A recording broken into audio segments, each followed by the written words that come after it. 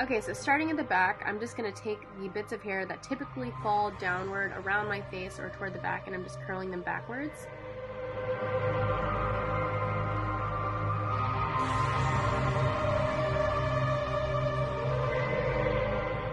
So at this point, I'm just going to be taking little tiny sections of hair, and I'm just going to start curling them forward.